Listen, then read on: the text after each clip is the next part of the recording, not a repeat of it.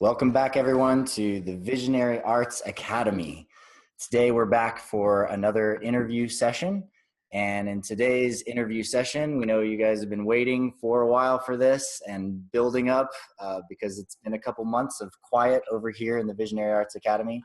But today, we are lucky and pleased to have Carrie Ann Baade. Carrie, it is such a pleasure to have you with us today. Thank you for helping us start up these summer sessions and come in to start co-creating with our audience and our students in the Visionary Arts Academy again. Welcome. Thank you for having me. And yeah, I probably could have debriefed you. It's Baade, but you know, I also didn't fix the pronunciation of that, so it's good. But it's like Baade, like bada bing. Got it. Okay. Bada bing, bada boom. Carrie Ann Baade boom. Bada bing. Okay. Well, I know that probably a lot of our viewers and attendees and people that'll be watching this on Facebook have some familiarity with your artwork, but in the time we share together, we just kind of want to explore some of the ideas and the energy and the information in your art. And co-hosting with me today here from the Visionary Arts Academy, we have the lovely Ka Amor Estrella. Hello. And also Josh Davis over here in Boulder, Colorado. Hello. And we're pinging in from Asheville, North Carolina, where it's toasty and very, very green, as you can see. And Carrie, where are you joining us from? I live north of Tallahassee in a place called Havana. And in order to do this interview, I'm wearing lots of powder because I have to turn off all the AC and the air purifier. So we're probably somewhere around 80 degrees in here right now. But it's a beautiful place in rural northern Florida. It's almost southern Georgia. Beautiful, beautiful. Well, these are very informal interviews, so don't let the pressure itself make you sweat at all. Of course, we sweat almost every time anyway because it's hot and it's summertime and we're making magic together and we're having fun. So it's really a pleasure to have you with us, Carrie. And you know, a lot of the times we do these interviews, we always start with kind of a basic question of how did you get started? Where did your journey into art begin for you? I think that, I mean, it's relevant for all of us as artists, where we entered and how we identified. After being a teacher for many years, I recognized that I guess many of my students had a teacher or developed their talent in high school and then realized they wanted to be an artist, and that perhaps it may be unusual. From my first conscious memories, I wanted to be a painter. And I know that I have a memory of already being well within that at age 3 being in the French Quarter in New Orleans, because that's where I lived as a child. Someone asking me what I wanted to be and wanting to be one of these French Quarter painters. So this was something I definitely identified with, but it doesn't mean that that makes it easier. I think for any of us that are trying to be artists or professional artists, we would love to have like a quantum level of experience for how to survive that or inculcate all of those lessons and make it effortless. But somehow I guess that was my head start. I know I was being asked by my family how I would make a living by age 6, and kind of embodying like what is that stress of how are you going to be a living artist and make a living being an artist. So yeah, you know, that's a challenge. It's a sort of universal challenge in the artist space. I think that at least conceptually, because of society and culture, we're given this sort of impression that you can't make a living by being an artist because it's like being a musician, and then like what is it? And yet you know, this is where our culture comes from, right? Is the arts and the creativity of the people. It's like where do you get your culture in the first place, right? And because we're in my studio, and I think I can share this without dismantling our whole setup. Let's see. This is a giclée or a print. Can you see this drawing up here? That was done by my, yeah, there you go. That is a copy of a drawing done by my great-great-grandmother who drew that for the Chicago World's Fair when she was 18 or 19 years old. And this was the only piece of art in the family. And I remember being shown it when I was 6, and they're going, well, your great-great-grandmother was an artist. And she won first prize in the Chicago World's Fair, and she couldn't figure it out. She became a milliner, and then she got married, and then she never made art again. So what are you going to do? Oh, man. So there was heavy ancestral baggage of, oh, how are you going to figure it out? Right. With that said, that grandmother, her granddaughter, wanted to be an actress. She was unable to be an actress because you get married, you have children, you're going to go to Broadway, and then the war happens and you don't succeed. My mother wanted to be a teacher, but then circumstances align so that you don't get to live out your destiny. So I do think that is it epigenetic, or like you absorb these life lessons through your environment. And if you come from all these generations of unfulfilled women, making it succeeding was, I heard you say earlier, you have a moon, an earth moon, Capricorn moon. It was like, we're going to do this thing. And how do you do that? So after exploring a lot of different avenues, like, do I join the military? Do I go to jail? Do I become a doctor? It never occurred to me to marry well, so that was never even a profession, and become an artist. And after exploring all of the, like having apprenticeships, working under like other artisans, like a jeweler, by age 19 or 20, I announced that I would be a professor. And it wasn't because I wanted to be a teacher, it was because, okay, here's one job where I'm supposed to go paint, and they're gonna pay me to be. Right. And so it's very interesting to work with the Visionary Academy in this new school. When you all first approached me in 2015 that you were going to bring school online, is it the era of the obsolescence of a brick and mortar education? Can we move education online?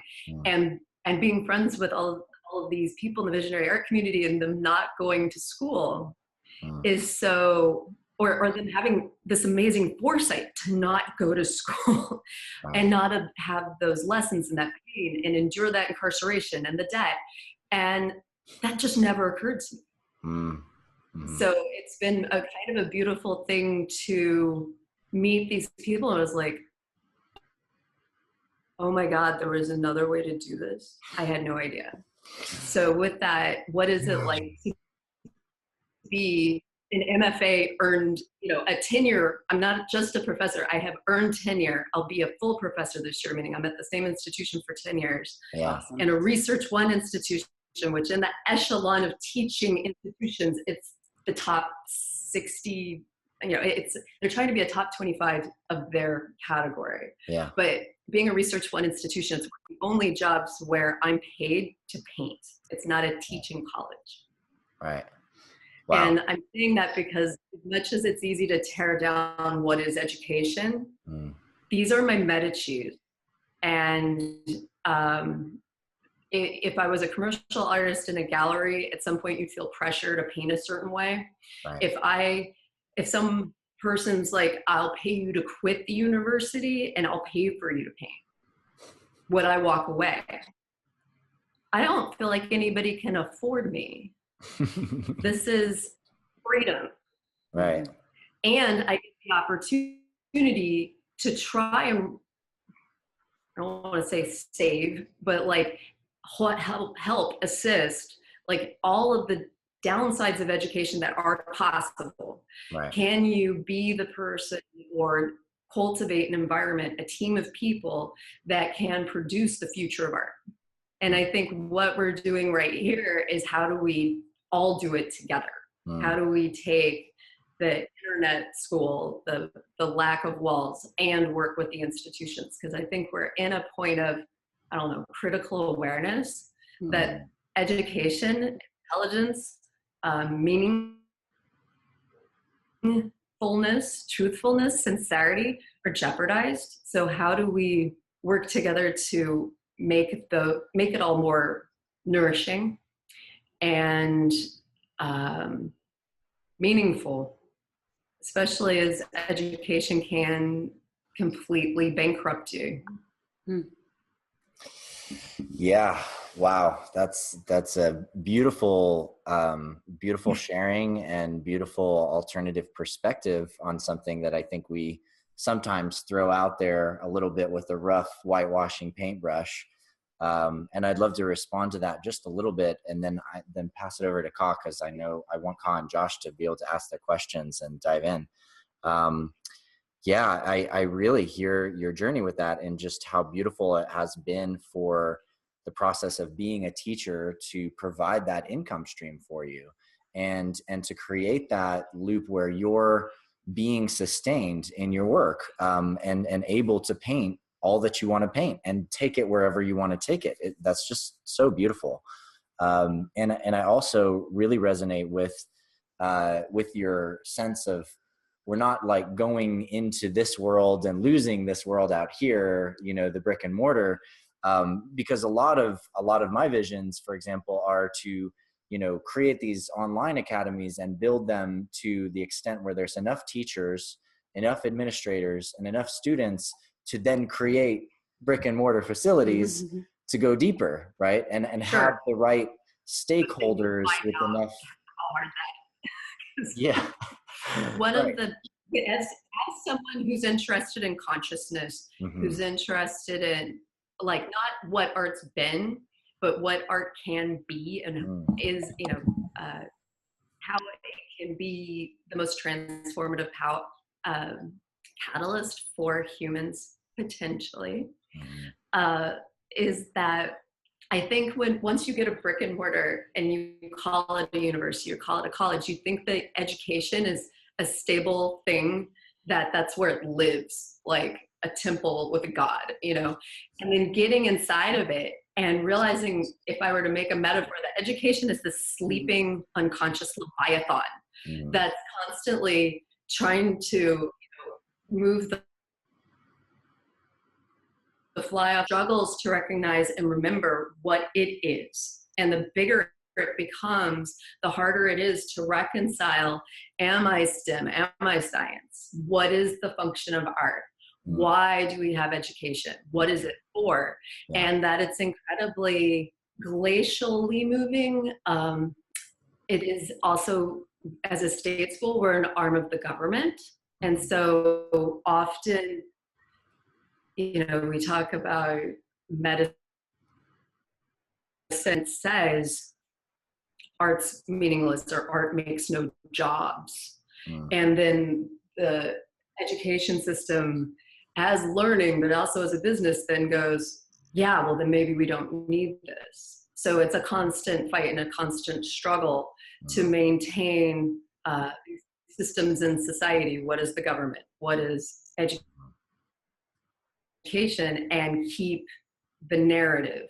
So I'll move to a really specific anecdote for a moment.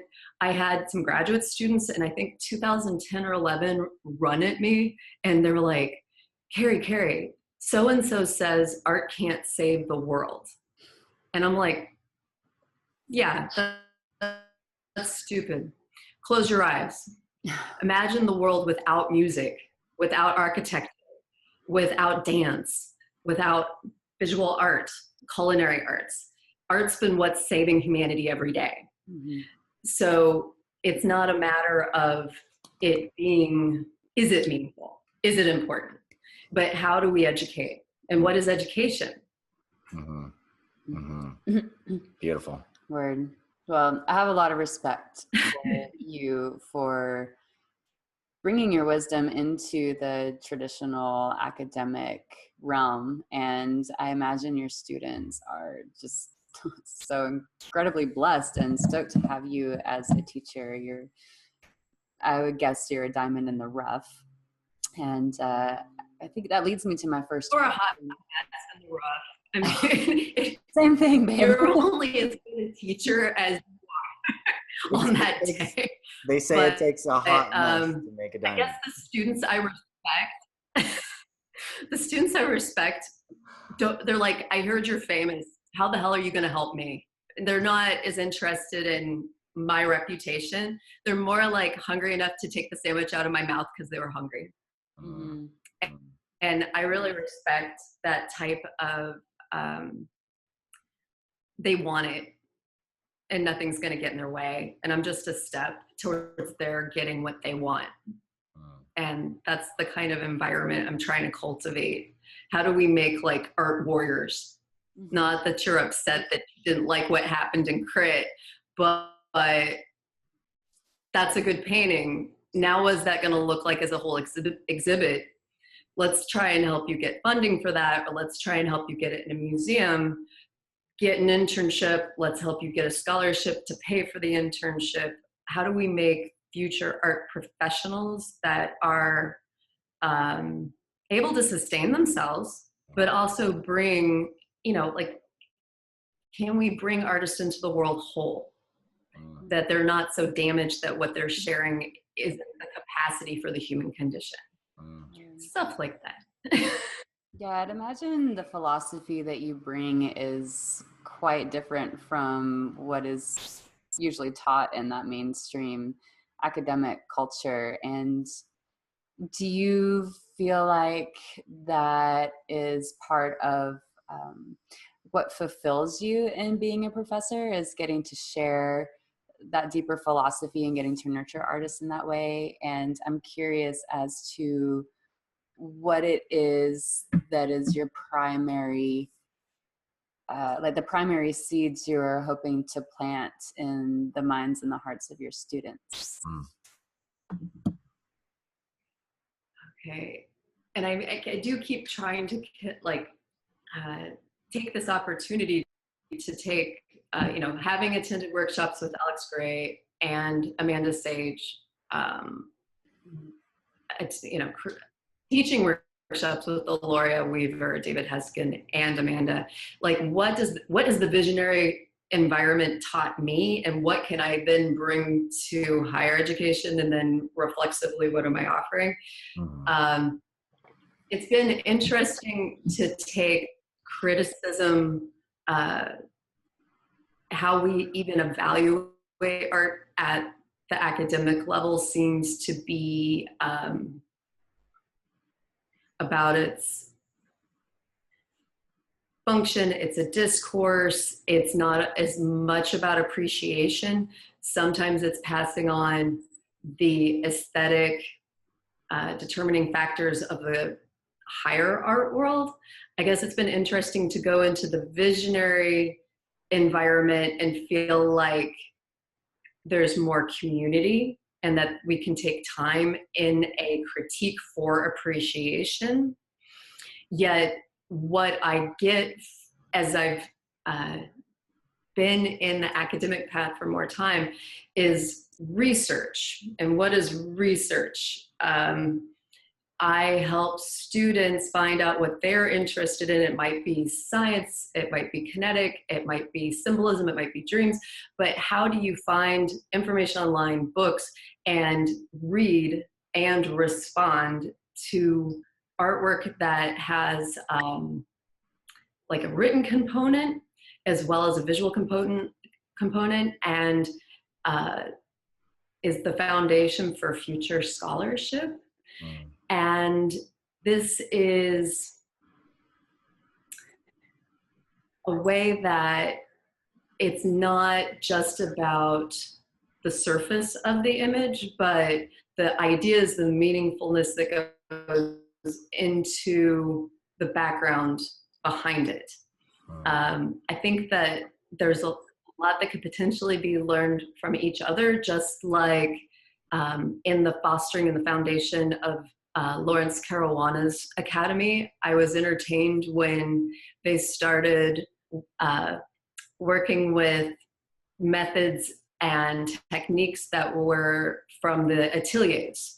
So I not only went to the Art Institute of Chicago, which is one of the most avant-garde schools for undergrad, and is considered one of the top 5 in the nation. I also went to the Florence Academy, which is a super traditional education. That was, it's based off the Beaux-Arts. You're working from casts, you're working from drawings, and it's copying. So there's nothing about originality. There's nothing about imagination. I went there with the idea that if I suffered through that much reality, that I would one day be able to then unlock my imagination, but I was in hell most of the time. So it was ironic that this was also seen in the last 10 years as, yes, what is the route to subverting reality and distorting reality? It's been studying realism. And how do we do that?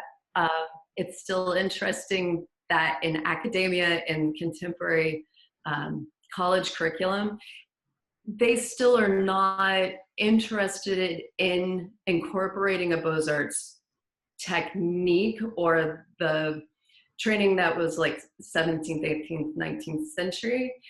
And they're still recovering from the avant-garde. I think that true education is going to take all learning and make it available and not have aesthetic prejudice. Yeah. So I have to work to fight that frequently. And I get very excited when I have visionary students or students who will become part of that society. I have students studying former students, they've graduated at this very moment, who are at COSM. And I've had students that went and worked with Amanda and were in the atelier of Ernst Fuchs on scholarship while they were at university. So I also think there's this but these aren't mutually exclusive.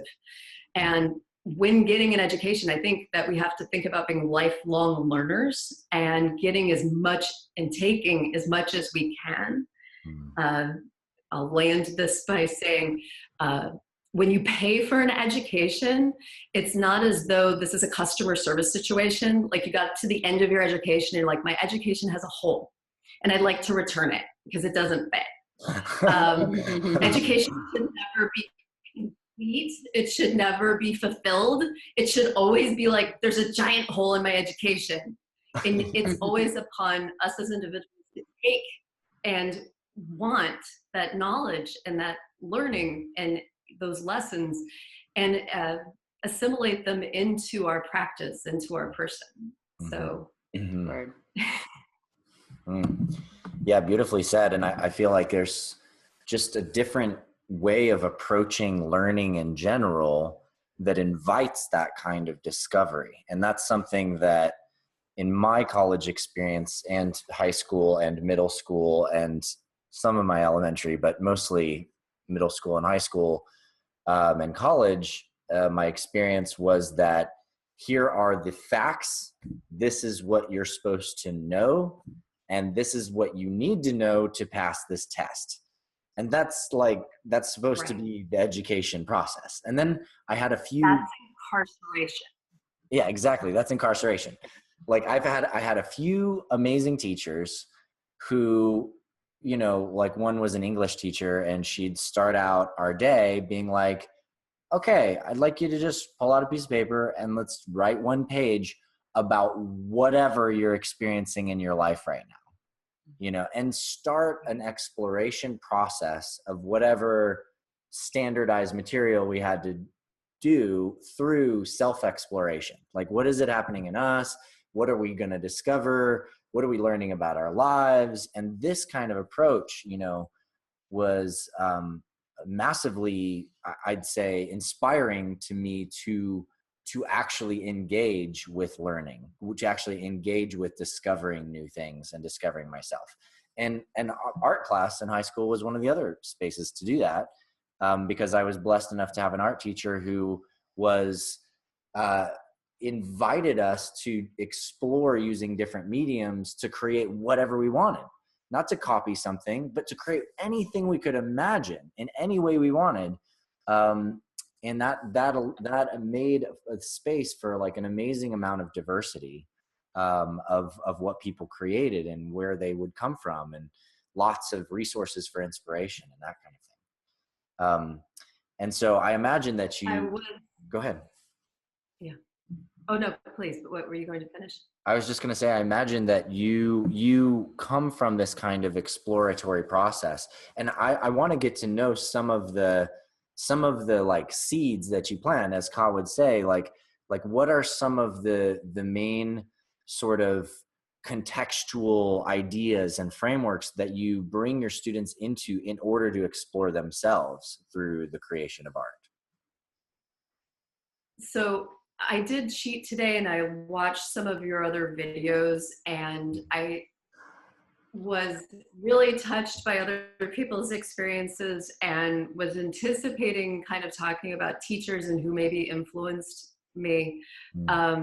I have to take it in a really different direction. One of the biggest influences is having horrible teachers and having to become what you didn't have.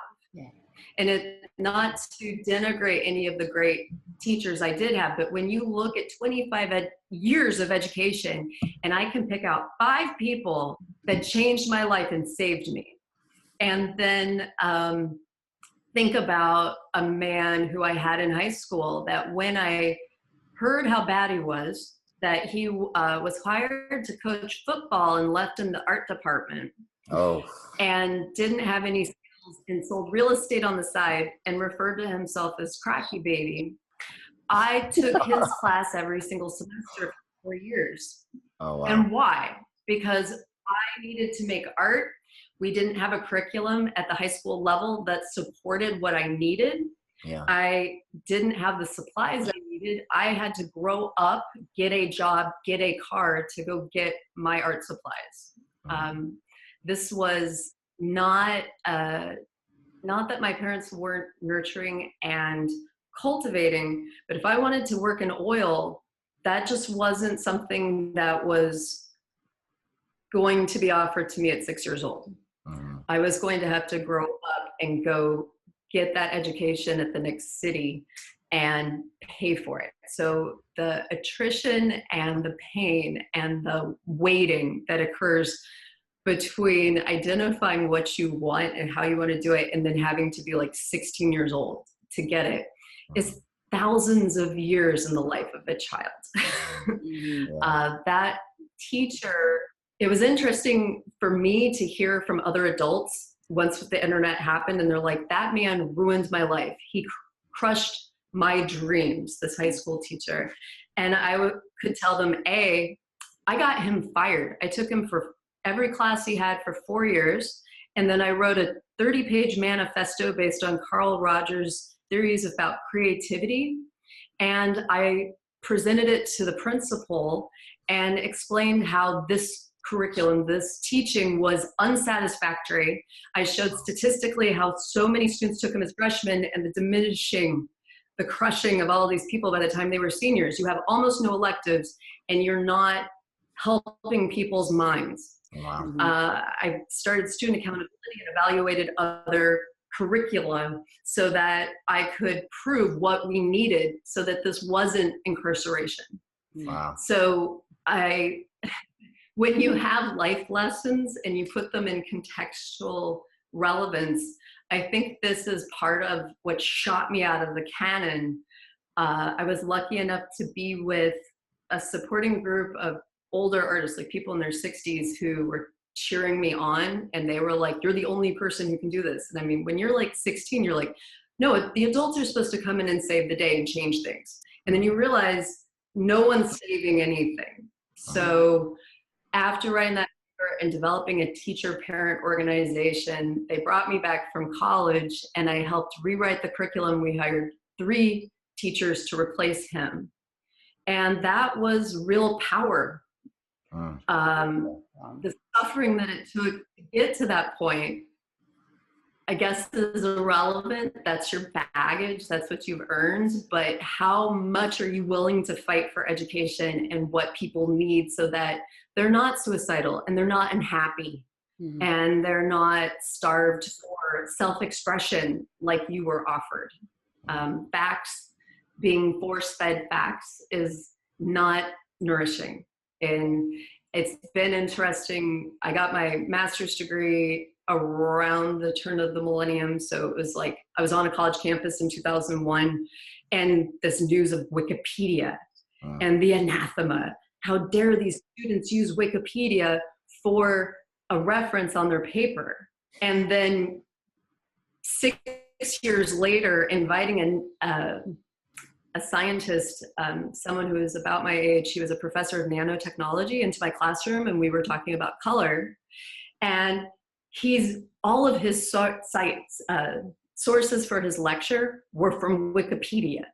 So we're seeing a time period where teachers no longer are, I'm the only person who can show you how to do this thing. Right. But that there are all people who are potential guides, and you need to seek out the right guide. If that's what you want. Is it the right book? Is it the right institution of learning? Or is it just cultivating groups of people? If you think about what artists were 100 years ago or 50 years ago, they were just one crazy person in a community, isolated all over the world, except for maybe like New York. They were just alone. And now, because of the internet and just what's happening in the 21st century, we have these capacities for conversation that never would have existed otherwise. Yeah. Wow.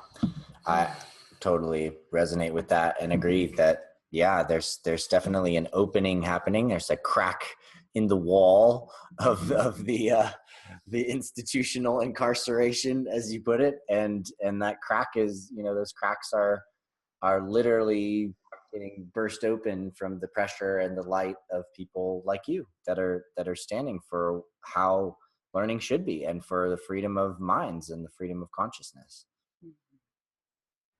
And so, yeah, what can I get then out of being in the education? I can say, at least for where I am, I know in America, not like if this is an infomercial, bring people to FSU, but for in-state tuition, it's the most economical per dollar. Like most of my students are going for free, or their tuition is under $5,000 a year, like more like $2,700. That's unheard of. I have taught at private institutions. I could not live with myself if I knew my students were going $100,000 in debt. Yeah. I would feel like I was contributing to the problem. Totally. So I would love for education to be free, and as much as it can be a meritocracy.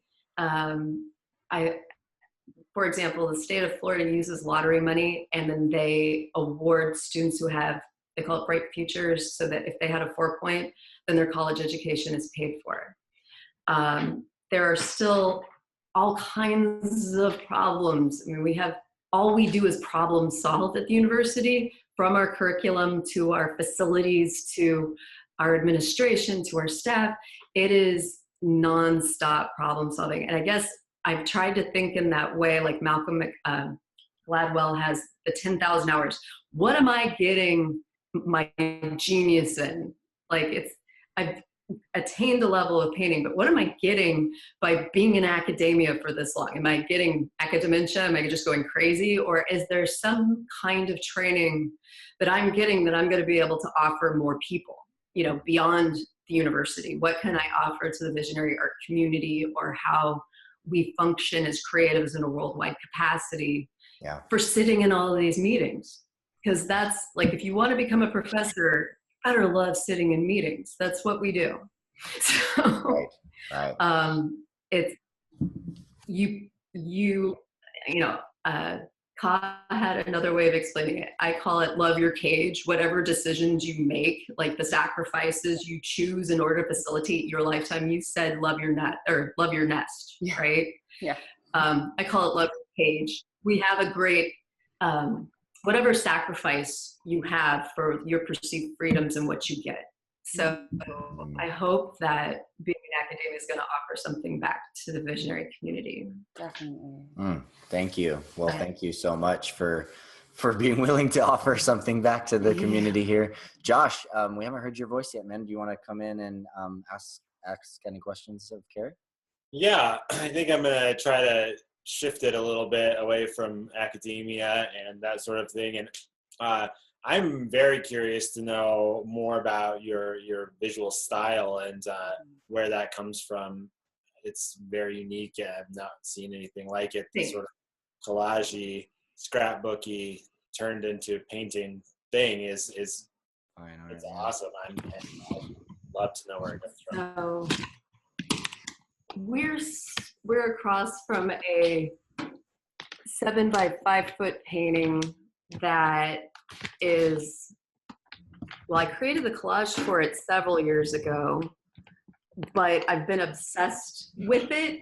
I did a version of it that was smaller, and it sold before it was completed to my satisfaction, and I've been haunted by it. And also, while I usually keep the collages that I make, this one was destroyed. So it was another like 8 years, and now I have this opportunity to show at a museum that's nearby, because also just this is a total cautionary thing, painting a painting that's 7 by 5 feet. Where are you going to store it?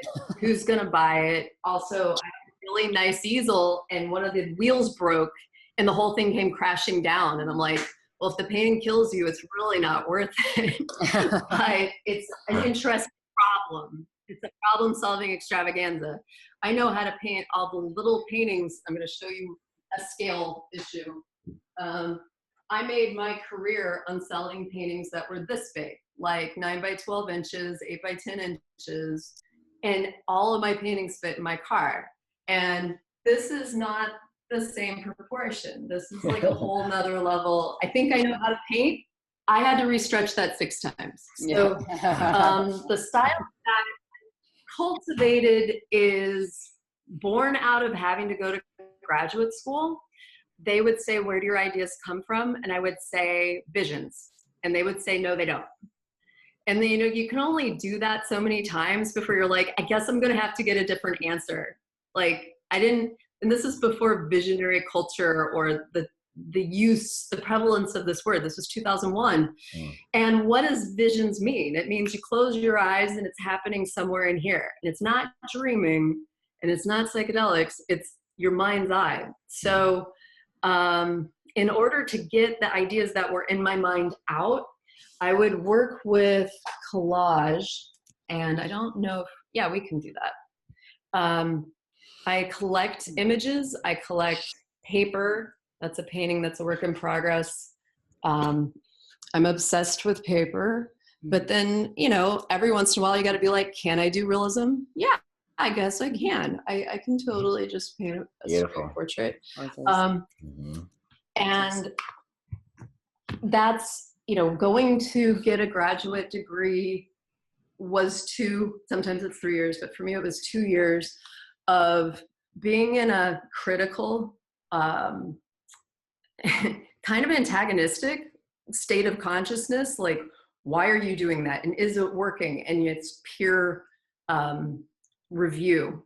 You're being evaluated by professors, but then other classmates. And you hope that at the end of that experience, you have created an original thing. Or, I mean, is any painting original? Not really, but it created something that has something of your own expression in your own voice. And sorry, there's a cat who's talking to me down here. But the collage was the reverse engineering for how you get the vision out of your mind. And then once you cultivate a style, do you keep it? Do you stay with that? Or at some point, do you shed it and abandon it or postpone it, like bring it back later? Because so much of our identity then becomes wrapped up in, you know, is this me? Is this who I am? Or is this just a means to an end for cultivating our mind? Because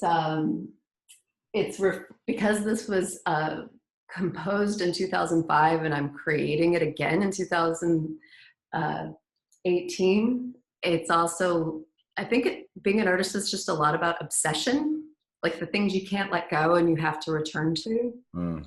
So hopefully by birthing it this way, I will remove the obsession. So what the subject matter is, they are is these like towers of Magdalene Babel or something? Okay, yeah.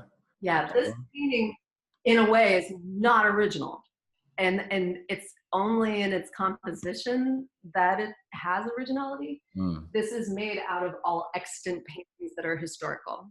So taking towers of Babel and putting the Magdalenes on top, but yet each tower is on fire. And this is a metaphor for work or labor, and that through collectivity, hopefully all of these women who are crying can contribute to this vessel or this glass and have enough tears to put out and end one person's suffering before they die. And I think that that's very often what government is attempting to do, or how the tax structure works, or Social Security, that we work with utopian ideas or struggle and strife, and we try to use to end suffering. It's all not completely sorrow either. Like once this is finished being painted, she has an onion in her hand. I mean, it's not just we're all suffering, and it's like has an onion in her hand because she has to manufacture tears. It's the title of the painting. She has to make herself cry in order to generate enough tears to put out the fire. And so I don't know if I can take this Ethernet cable. I have one other one. Yeah, we might be a little stunted from, 1 second. La, la, la, la, la, la, and we're coming back. Okay, so back here is a painting that's back. I had it on exhibit in LA, and I'm looking forward to completing it. That's going to be on exhibit in Sedan for the Visionary Festival outside of Paris. And that, like, I noticed in one of your other lectures, talked about where you get your models from. A lot of my models are my students, and I've made a little society out of my students. We're the art nuns. So that's one of my art nuns, Stella. At this very moment, she's lecturing at COSM on art nuns. So I have to give a little shout out. That painting, I guess, is my contribution to 2018. It was painted during this Me Too retrograde, and it's taken from taken from Revelations, the Whore of Babylon. And when they use women in mythology to represent disgraceful or denigrating things, it just doesn't serve. So I've reinterpreted her as creativity itself. And historically, women were the muse, and the muse was always female, and the artist was always male. So instead, in this painting, she is creativity or art, writing a beast that has the heads of Michelangelo, Caravaggio, Goya, Picasso, Thomas Hart Benton, and somebody else. But just a hydra of a hydra of old masters. Right. So that the muse is not writing, being enslaved or utilized by a master, but that creativity and art is writing the artist. So I guess how I'm using my art for consciousness is, can we take myths and pull them out by their roots and investigate them and reintroduce them into society in a way that makes us challenge our beliefs and why we worship the way we do, why we value what we do, and think about it in a different way. Beautiful.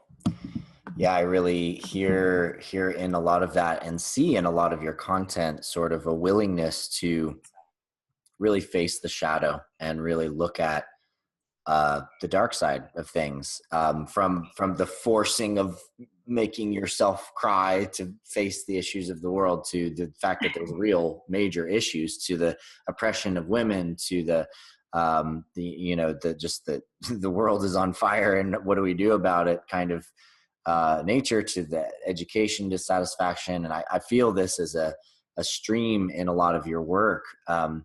Is there more that you want to share with us about that, like your focus on this topic of the shadow or of the darkness? Um, I know we have 15 minutes left. I think that I have to be. Fair enough. I think that in preparing for this today, I really got into a fecund and nitty gritty, dirty, fertilizing kind of mindset that, yeah, what is darkness and what is pain and what is suffering? What is chaos and what is fear? And I have a lot to say about it. And I think I scratched the surface on it preparing for today's talk, but how much of it do I have, prepared to share? I would say in the context of our current administration, I laid on the floor and cried shortly after our 2016 election, and it was devastating for me. It was defeatism. The day after, though, I was like, yeah, meaning is back in business. And that it basically, whether our zero state or the lowest point was this week or was then, or it's always somewhere, either inside of us internally or externally, but that going through that zero state or that lowest point, on the other side of it is meaning. So I think that I need to advocate more. I've learned so much from the visionary community about what is flow? What is it to be healthy? What is it to feel good? What is it to have community and talk about intuition and being empathic? And, but I think that I need to be a better ambassador for what hell you can go through as an artist, and how we need to look at the whole package and think about how to use, and through the cycles of creation, mentally, emotionally, and in our production, and be more, I think I've seen this in the online community, that we're not always bright and we're not always good and we don't always feel good. So how does someone who's spent the majority of their life in pretty dark places, how can I contribute and be an ambassador for the lessons that are there? So I feel like that's foreshadowing. I think I'm getting ready to offer more discussion on that. Not that the darkness is a destination or a goal, but how do we use it better? How does madness relate to genius? Yeah, exactly. I feel you there, and that's really exciting. I can't wait to hear more of what you have to offer about that topic. I as well have been feeling the draw to share more about that also, especially in a time where creativity needs to have more of an open space for sharing. And then that is met with a particular type of darkness, like fear of persecution, for instance, and it seems like social media and online has given such a soapbox for persecution, and it makes it really hard for people to really share their gifts, like when they're afraid of that. And it's definitely one of the main shadows that I experience often as an artist or performer in any of my art forms. I think all of us experience that shadow and that darkness when we're really offering our deepest gifts, our soul. And it's amazing when we really sit there and think about how much fear we can have of persecution for our failures and also our successes. Like, we're afraid of being ostracized from our communities for both. It's like you want to be good, but not too perfect. And then, you know, you want to be humble and authentic, but not, you know, too weak. And we're constantly, there is this, this rabbit hole, this really dark and scary rabbit hole of like, who am I, and self-judgment and self-perception and all of that. And which is, from what I can tell, is unavoidable in the artist path. So yes, like how we bring that to the surface and say, guess what? This is part of the process, and it's totally okay that you're going through this. And yeah, here's some tools, or let's look at this deeper. Like, what is the fear that's really there? Right. Yeah.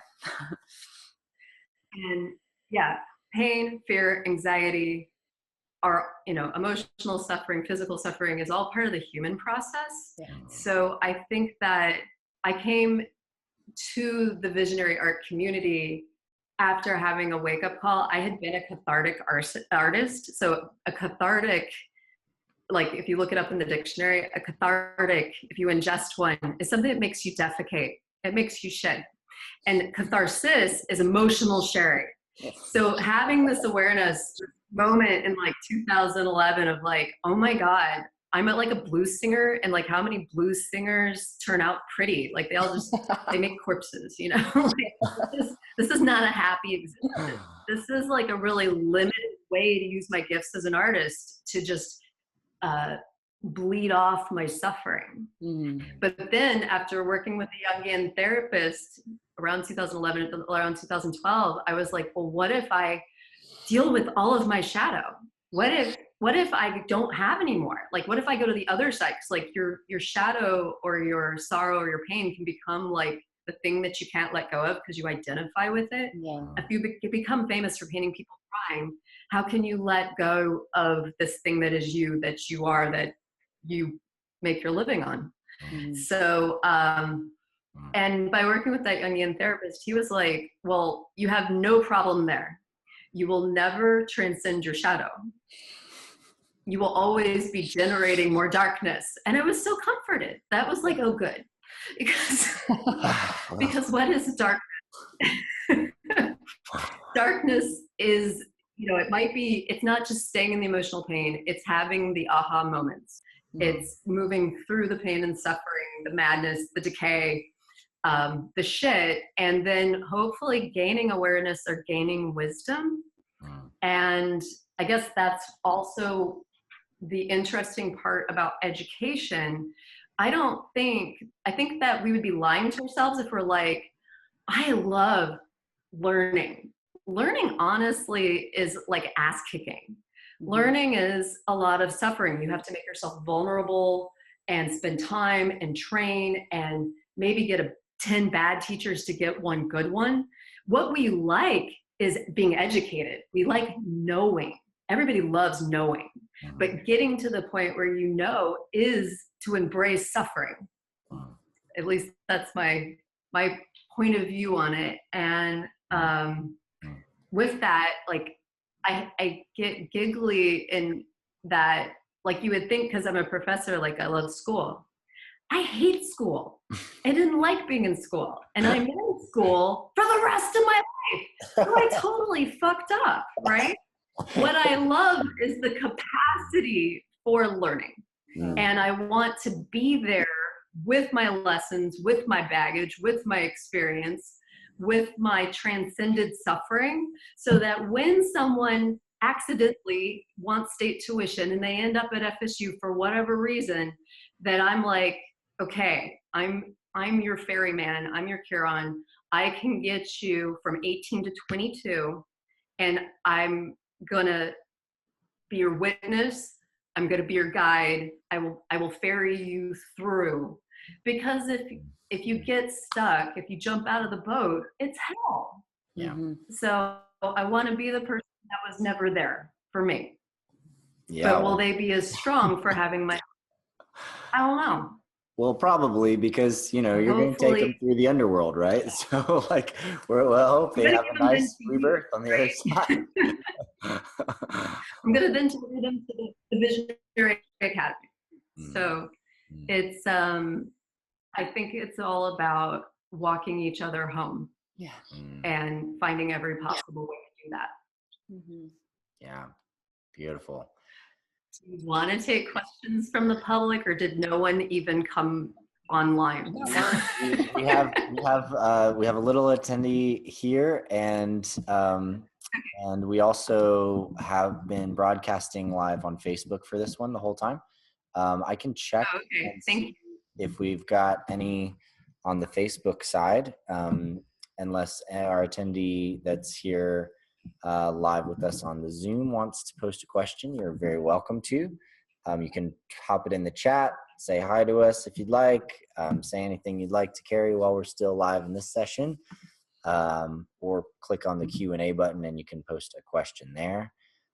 Let's just take a look here and see if we have any questions that came in from the live Facebook group. And if you're watching this live right now, feel free to post a question because I'm going to look at it in just a second. Have some beautiful comments. We are waiting for a I would be curious to hear a little bit more about what the art nuns are and what the philosophy is behind art nunnery. I can post our link for our website, and I'll give you a spoiler. It looks pretty dark. I would say it's a little more of a Lilith cult than an Eve cult. Nice.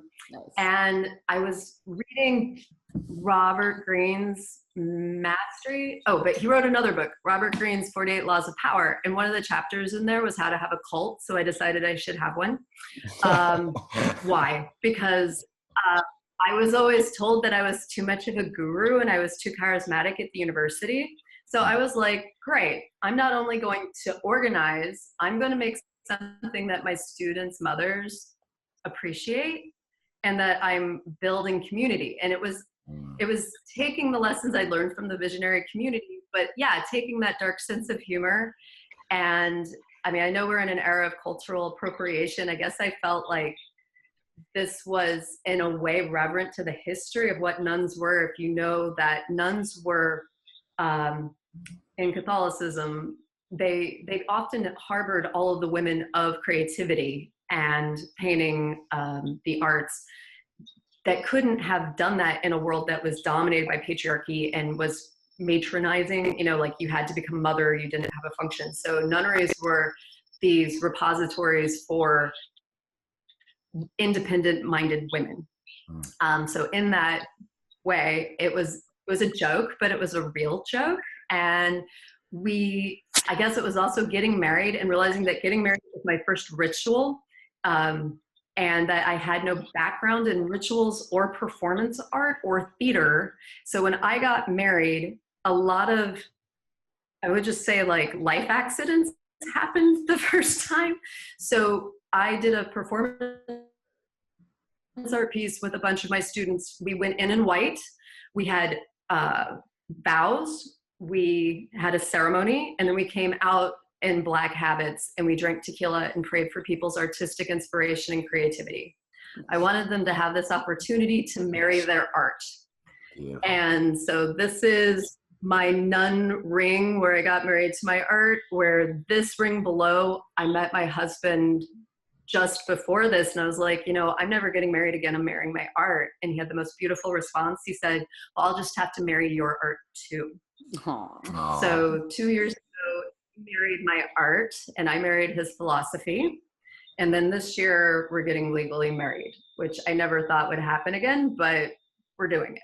So I think it's about what is performance art, what is ritual, and how do we create celebrations and opportunities that are meaningful, even if they're somewhat that we can dare to be the things that are missing from our life and in our world. So hopefully when you see the website, you'll see what that was.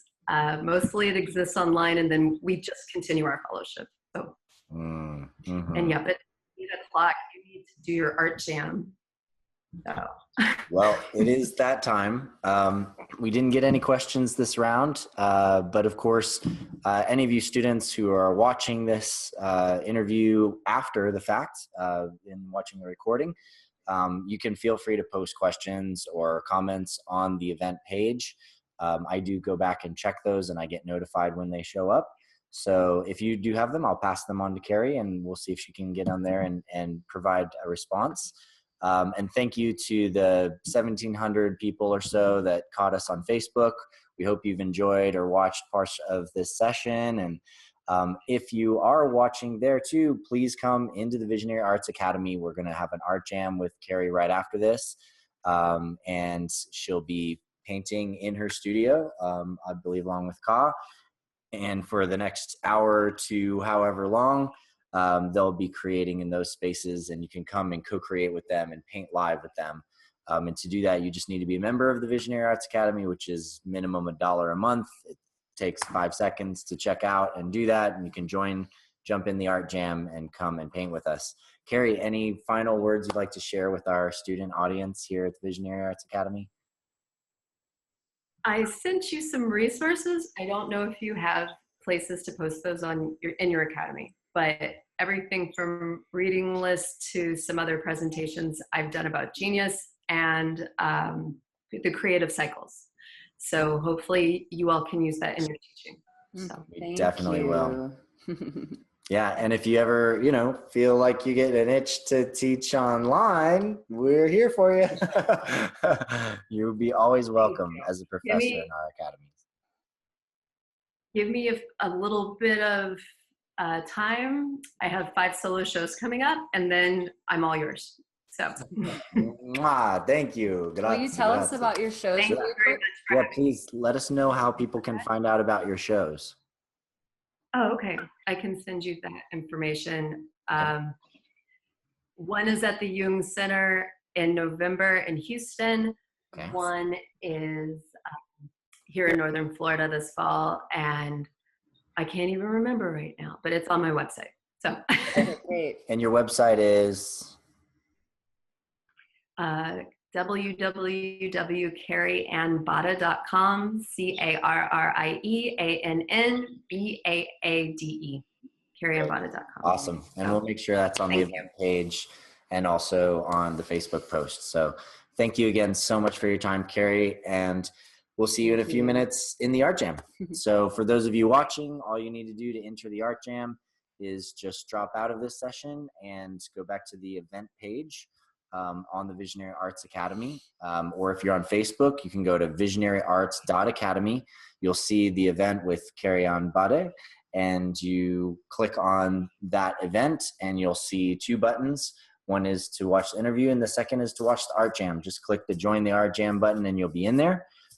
Or if you're not a member yet, just click Become a Member. It'll take you, as I said, about 10 seconds to move through that, and you'll have an account, and then you can jump in that Art Jam. All right, and we will see you over there. Thanks, Josh, for being with us. Thank you, Ka. Thank you. Thank you, Carrie. It was a pleasure. Thank you so much. It was nice to see you again. Yes. Oh. Thank you. We'll see you in the Art Jam. Aloha.